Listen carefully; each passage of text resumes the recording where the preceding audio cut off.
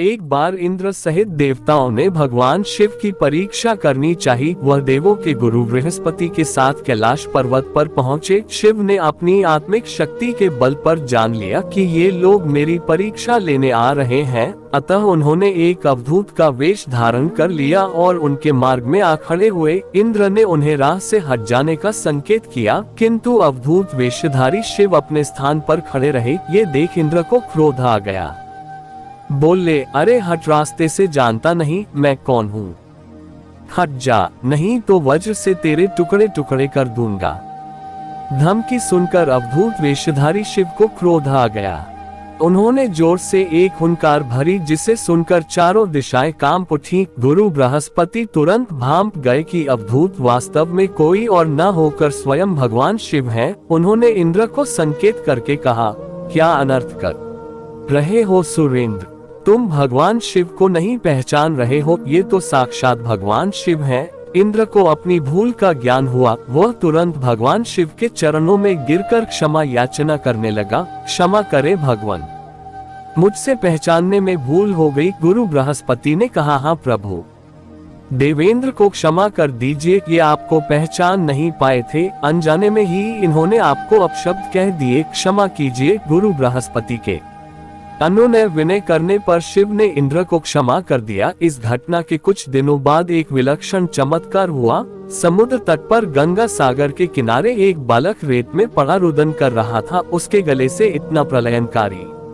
रुदन फूट रहा था कि उससे चारों दिशाएं कांपने लगी। देव, दानव, दैत्य सब घबरा गए। वायु थमसी गई। घबराए हुए देवता इंद्र सहित पितामह ब्रह्मा के पास पहुँचे और उनसे कहा, पितामह, सागर संगम पर एक अद्भुत बालक रेत में पड़ा रो रहा है। वह इतनी जोर जोर से रुदन कर रहा है कि देवों में भय छा गया है। कृपया चलकर इस संकट को दूर कीजिए। पितामह ब्रह्मा इंद्रादि देवताओं के साथ सागर संगम पहुँचे। पितामह के पहुँचते ही सागर अपने स्थान से निकला। उसने इंद्र सहित पितामह की वंदना की। ब्रह्मा ने सागर से पूछा, जल में रेत पर पड़ा यह बालक कौन है? इसके रुदन को सुनकर समस्त संसार त्रस्त हो रहा है। सागर ने कहा, मैं नहीं जानता भगवान। एक दिन एक विलक्षण तेज लहरों में आ गया था, उसी से इस बालक की उत्पत्ति हुई है। ये कहकर सागर ने बालक को गोद में उठाया और ब्रह्मा की गोद में दे दिया। ब्रह्मा की गोद में आते ही बालक ने रोना बंद कर दिया और कुछ ही देर में अचानक बालक की बाहें आगे बढ़ी। उसकी दोनों बाहों ने ब्रह्मा का गला पकड़ लिया। ये देख अन्य देवता स्तंभित हो उठे। ब्रह्मा ने अपना गला छुड़ाने का प्रयास किया, किंतु बालक के हाथों की पकड़ और मजबूत हो गई। फिर अचानक बालक ने उनका गला छोड़ दिया और मुस्कुराने लगा। ब्रह्मा अपना गला सहलाते हुए बोले, इस बालक का नाम क्या है? सागर। सागर बोला, अभी इसका नामकरण नहीं हुआ है, पितामह आप ही इसका कोई नाम रख दीजिए। ब्रह्मा बोले, मैं इसका नाम जलंधर रखता हूँ। आज से ये तुम्हारा ही पुत्र कहा जाएगा। बच्चे का नामकरण करके सागर के हाथों में सौंपकर पितामह सहित सब देवता अपने अपने धाम लौट गए। बालक कुछ बड़ा हुआ तो पितामह की आज्ञा से आचार्य शुक्र ने उसे शिक्षा देनी आरंभ कर दी। देखते ही देखते बालक युवक बन गया। शुक्राचार्य ने उसे दैत्यों का सम्राट बना दिया और कालनेमी नामक एक असुर की वृंदा नामक कन्या से उसका विवाह कर दिया। जलंधर महाबलवान सिद्ध हुआ। देखते ही देखते उसने समस्त सागर के द्वीपों पर अपना शासन स्थापित कर लिया। उसकी पत्नी वृंदा ने हर मामले में उसके साथ सहयोग किया। वृंदा एक सती स्त्री थी। उसे ब्रह्मा का वरदान मिला हुआ था कि जब तक उसका सतीत्व कायम रहेगा, सुर असुर देव दानव कोई भी उसके पति का बाल भी बांका नहीं कर पाएगा। एक दिन आचार्य शुक्र जलंधर की राजसभा में पधारे। जलंधर ने आचार्य की चरण वंदना की और उन्हें ऊंचे आसन पर बैठाकर पूछा, आचार्य, हमारे यहाँ एक राहु नामक वीर है, मैं जानना चाहता हूँ कि उसका सिर क्यों कटा हुआ है? आचार्य शुक्र ने कहा, दैत्यराज, राहु का सिर भगवान विष्णु ने अपने सुदर्शन चक्र से काट दिया था। जलंधर बोला, मगर क्यों आचार्य? राहु ने ऐसा क्या कसूर कर दिया था? उत्तर में शुक्राचार्य ने उसे सागर मंथन की समस्त कथा सुनाकर कहा, उसका अपराध ये था कि उसने देवताओं की पंक्ति में बैठकर धोखे से अमृत पान कर लिया था। जलंधर बोला, तो इसमें क्या अपराध हो गया आचार्य? आखिर अमृत निकला भी तो दैत्यों और देवताओं के सम्मिलित प्रयास से ही था, फिर अकेले देवता ही उस अमृत को पी जाने के अधिकारी कैसे बन गए? आचार्य बोले, इसमें भी विष्णु की छल नीति थी दैत्यराज। समुद्र से निकले समस्त रत्न देवराज इंद्र ले गए थे। ये सुनकर जलंधर क्रोधित होकर बोला, मैं ऐसा हरगिज नहीं होने दूंगा। मेरे पिता के रत्नों का अधिकारी इंद्र नहीं, मैं स्वयं हूँ। देवताओं को सागर के रत्न लौटाने ही पड़ेंगे। उसके बाद शुक्राचार्य तो वापस अपने स्थान पर चले गए और जलंधर ने घस्मर नामक दैत्य को बुलाकर इंद्रपुरी रवाना कर दिया ताकि वह इंद्र को ये संदेश दे आए कि सागर मंथन से प्राप्त सारे रत्नों को उसे सौंप दे। घस्मर इंद्रपुरी पहुंचा। उसने इंद्र से कहा, देवराज, मैं दैत्यराज जलंधर का एक संदेश लेकर उपस्थित हुआ हूँ। दैत्यराज ने कहा है कि सागर मंथन के दौरान उसके पिता के जो रत्न आपने हथिया लिए थे उन्हें तुरंत लौटा दे। इंद्र ने आश्चर्य से कहा, रत्न? कैसे रत्न? दैत्यराज से कहना कि वह रत्न तो देवों के परिश्रम के फल थे। सेवक बोला, लेकिन परिश्रम तो देव और दानव दोनों ने ही किया था, फिर रत्न अकेले देवों के कैसे हो गए? सीधी तरह रत्नों को लौटा दो, वरना इसका परिणाम बड़ा भयंकर होगा। ये सुनकर इंद्र क्रोधित होकर बोला, तुम्हारा इतना साहस, मेरी पुरी में ही मुझे धमकाते हो? ठहरो पापी, मैं अभी तुम्हें इसका मजा चखता हूँ। ये कहकर इंद्र ने अपना वज्र निकाल लिया, लेकिन तभी आचार्य बृहस्पति ने उसे रोक दिया और उसे समझाते हुए बोले, क्रोध में मत आओ सुरराज, ये दूत है और दूत अवध्य होता है, इसे जाने दो। घस्मर वापस जलंधर के पास पहुंचा और इंद्र द्वारा दिया गया उत्तर उसे कह सुनाया। सुनकर जलंधर आग बबूला हो उठा। उसने तुरंत चारों दिशाओं में स्थित दैत्यों के पास संदेश भिजवा दिया कि वे तुरंत इंद्रपुरी पर आक्रमण कर दें। साथ ही अपने सेनापतियों शुभ और निशुंभ के साथ इंद्रलोक पर चढ़ाई कर दी। शीघ्र ही दैत्यों की सेना इंद्र के नंदन वन में जा पहुंची और सैनिकों ने देवताओं का विध्वंस करना आरंभ कर दिया। दैत्यों के दल अमरावती को नष्ट भ्रष्ट करने में लग गए। दोनों पक्षों के वीरों की लाशें जमीन पर गिरने लगी। आचार्य बृहस्पति देवों की ओर से और शुक्राचार्य दैत्यों की ओर से घायल और मृत वीरों का उपचार करने लगे और वे पुनः जीवित होकर युद्ध करने लगते। युद्ध चलता रहा, लेकिन किसी भी पक्ष को विजय नहीं मिल पा रही थी। इस पर जलंधर क्रोधित होकर शुक्राचार्य के पास पहुंचकर बोला, गुरुदेव, संजीवनी विद्या तो सिर्फ आप ही जानते हैं, फिर ये देवता मरकर जीवित कैसे हो रहे हैं? शुक्राचार्य बोले, दैत्यराज, संजीवनी बूटी का उपयोग करना आचार्य बृहस्पति भी जानते हैं। उन्होंने कई देवता इसी काम पर लगा रखे हैं कि वे द्रोणागिरी से संजीवनी बूटी लाते रहें। यदि किसी तरह देवताओं द्वारा द्रोणागिरी से बूटी लाना रोक दिया जाए तो आचार्य बृहस्पति देवों को पुनः जीवित न कर पाएंगे। जलंधर बोला, लेकिन हमें इस तरह से तो अपनी सेना का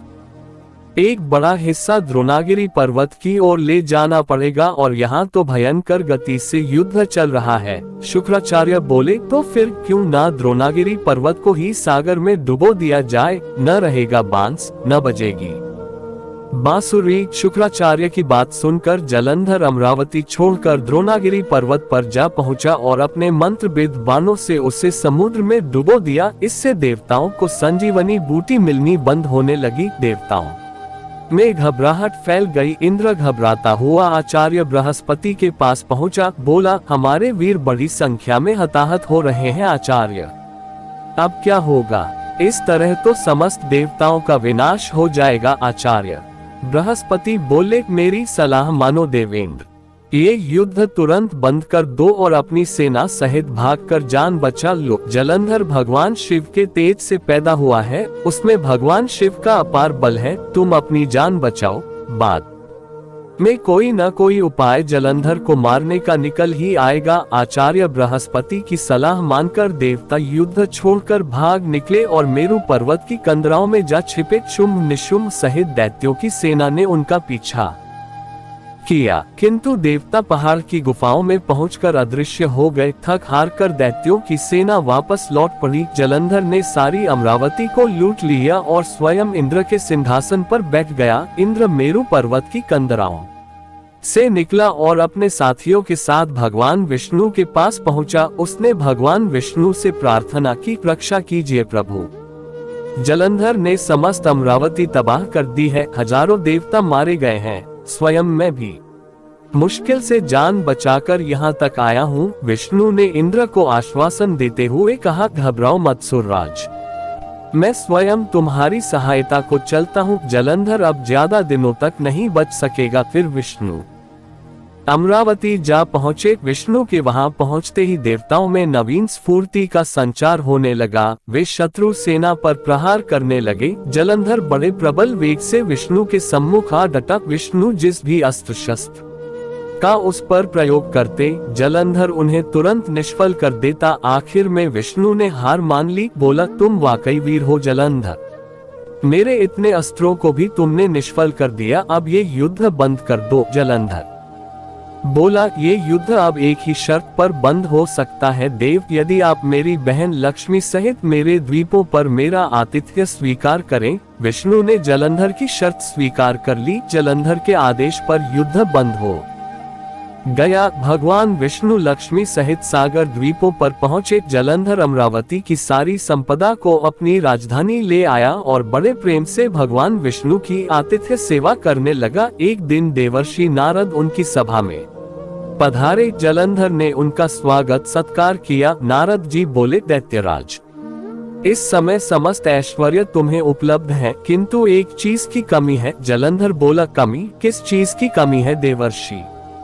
सब कुछ तो मेरे पास मौजूद है। नारद बोले, एक ऐसी सुंदरी की कमी है जो सुंदर होते हुए भी सर्वगुण संपन्न हो। हालांकि तुम्हारी पत्नी वृंदा स्वयं भी बहुत सुंदर है, किंतु शिव की पत्नी पार्वती की बात ही कुछ और है। जलंधर बोला, यदि ऐसा है तो देवर्षि मैं पार्वती को जरूर अपनी पत्नी बनाऊंगा। मैं आज ही अपनी सेना को कैलाश पर चढ़ाई करने का आदेश देता हूँ। मतिमंद जलंधर अपनी सेना लेकर कैलाश पर्वत पर टूट पड़ा। उसकी सेना और शिव गणों में भयंकर युद्ध छिड़ गया। आखिर शिव के गण युद्ध भूमि छोड़कर भाग निकले। विवश होकर भगवान शिव को युद्ध भूमि में जाना पड़ा। अपने स्वामी की उपस्थिति में शिव गणों का उत्साह बढ़ गया। वे तीव्र वेग से दैत्य सेना पर टूट पड़े और उनका संहार करना शुरू कर दिया। शिव जलंधर के सम्मुख आ डटे। दोनों में विकट युद्ध छिड़ गया। दूसरी ओर भगवान विष्णु अपनी कुछ और ही माया रच रहे थे। जलंधर की पत्नी वृंदा एक महान पतिव्रता नारी थी। विष्णु ने जलंधर का वेश धारण किया और उसके शयनागार में जा पहुँचे। उन्होंने वृंदा का आलिंगन किया, लेकिन वृंदा को यह आभास हो गया कि उसके पति का वेशधारी यह व्यक्ति उसका पति नहीं है। अतः कड़क कर बोली, कौन है तू? विष्णु अपने वास्तविक रूप में प्रकट हुए और हंसते हुए बोले, मुझे बहुत खेद है वृंदा, लेकिन ऐसा करना आवश्यक हो गया था। तेरा पति तेरे ही कारण अजेय था। अब उसे मारने में भगवान शिव को कोई परेशानी नहीं होगी। वृंदा रोते हुए बोली, आपने मेरे साथ ऐसा विश्वासघात क्यों किया प्रभु? मेरे पति ने तो आपके आतिथ्य सत्कार में भी कोई कमी नहीं छोड़ी थी। भगवान विष्णु ने उसे आशीर्वाद देते हुए कहा, तुम वास्तव में ही एक पूज्य नारी हो वृंदा, लेकिन हर आत्ताई का एक न एक दिन अंत होता ही है। तुम्हारे पति के पापों का घड़ा भर चुका है, उसका अंत समय निकट आ पहुंचा है। मैं तुम्हें वरदान देता हूँ कि आज से सारे संसार में तुम पूजी जाओगी। स्त्रियां तुम्हारी पूजा किया करेगी। पश्चाताप की अग्नि में जलती हुई वृंदा अग्नि में कूद पड़ी और देखते ही देखते भस्म हो गई। उसके शरीर का तेज निकलकर पार्वती के शरीर में प्रविष्ट हो गया। देवताओं ने पुष्प वर्षा की। वृंदा के अग्नि में भस्म होते ही जलंधर का तेज घट गया। भगवान शिव ने अपने त्रिशूल से उसका मस्तिष्क काट दिया। जलंधर के मरते ही उसका वह तेज, जिससे वह आज तक अजेय था, शिव के शरीर में प्रविष्ट हो गया। दैत्य सेना घबराकर भाग निकली। देवताओं ने शिव की जय जयकार की। इंद्र ने पुनः अपना सिंहासन प्राप्त कर लिया और कुछ काल बाद सर्वत्र अमन चैन व्याप्त हो गया। दोस्तों, आज के लिए बस इतना ही। उम्मीद करते हैं हमारी द्वारा दी गई जानकारी आपको पसंद आई होगी, तो वीडियो को लाइक और शेयर करें। अगर आपने हमारे चैनल को सब्सक्राइब नहीं किया है तो जरूर करें और हाँ, वीडियो को अंत तक देखने के लिए आपका बहुत बहुत धन्यवाद।